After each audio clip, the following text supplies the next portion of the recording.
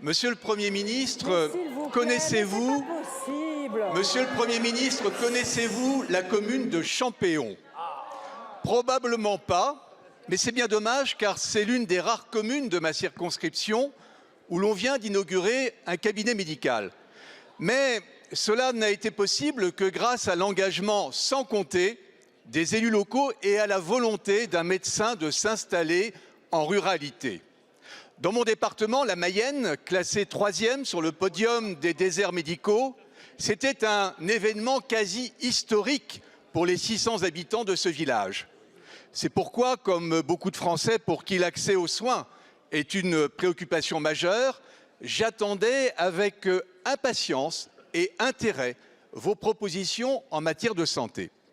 Si certaines des mesures que vous préconisez vont dans la bonne direction, je pense à la formation de médecins supplémentaires, à condition de donner les moyens nécessaires aux facultés.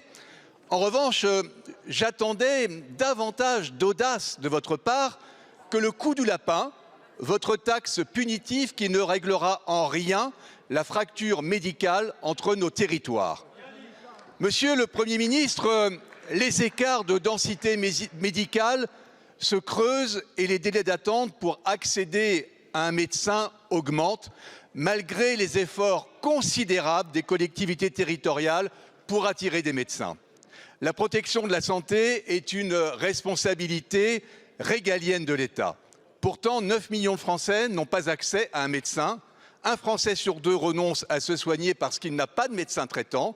Un habitant de la Mayenne sur 3 vit dans une commune sous-dotée en médecins généralistes. Alors, Monsieur le Premier ministre, quand prendrez-vous conscience de la grande détresse de nos concitoyens en ayant le courage de prendre les mesures fortes et efficaces telles que la régulation de l'installation des médecins qui n'a jamais été expérimentée dans notre pays et qui fonctionne pourtant ailleurs? Je vous remercie. La parole est à Monsieur le Premier ministre.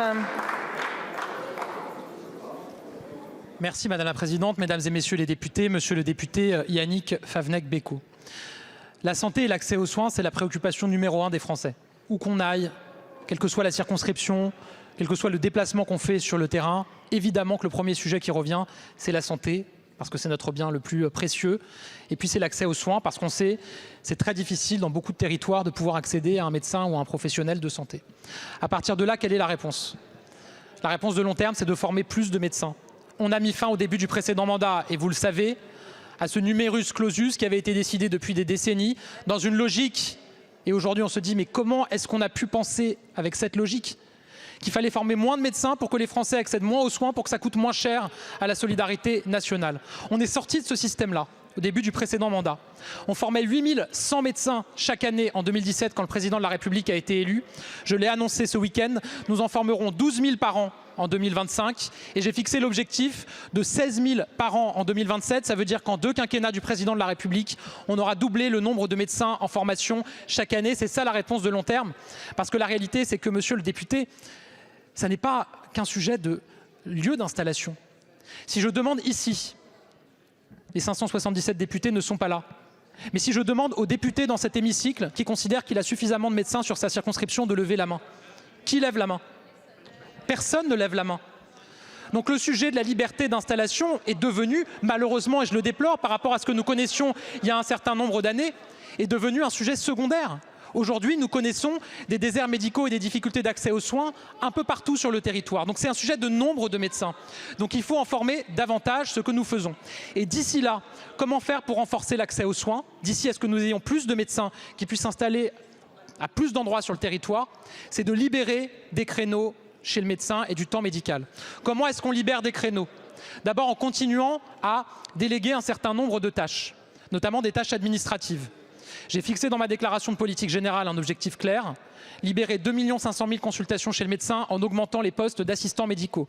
Il y avait 6 000 assistants médicaux en France quand j'ai été nommé Premier ministre. On sera à 8 000 cet été comme je m'y suis engagé et à 10 000 à la fin de l'année comme je m'y suis engagé. C'est 2 500 000 consultations chez le médecin qui sont libérées.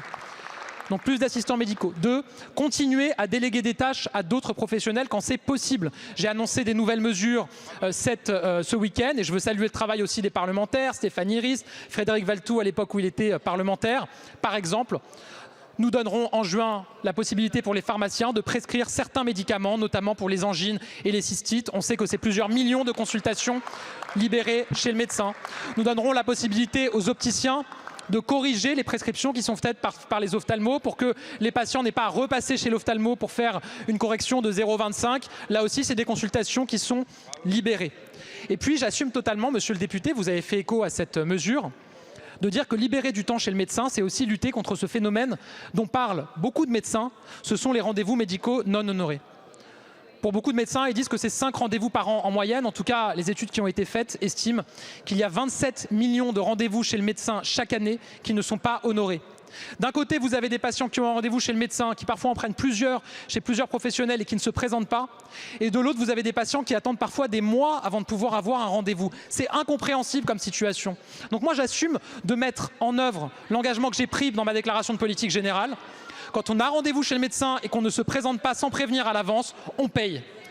Est-ce que c'est une taxe, comme vous le dites? Non, j'ai jamais employé ce terme de taxe. Je vois fleurir taxe lapin, etc. Une taxe, c'est quelque chose que l'État prélève, ou la sécurité sociale. Là, les 5 €, ils iront au médecin.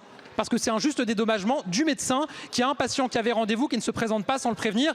Mais l'essentiel, monsieur le député, c'est qu'il n'ait pas à faire ces prélèvements, puisque ce dispositif sera incitatif pour que chacun tienne son rendez-vous. Et à ce moment-là, ça sera plusieurs dizaines de millions de rendez-vous potentiellement qui seront libérés.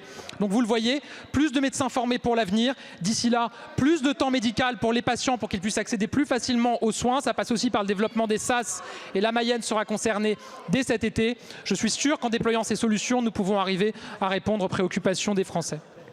Merci beaucoup, monsieur le Premier ministre.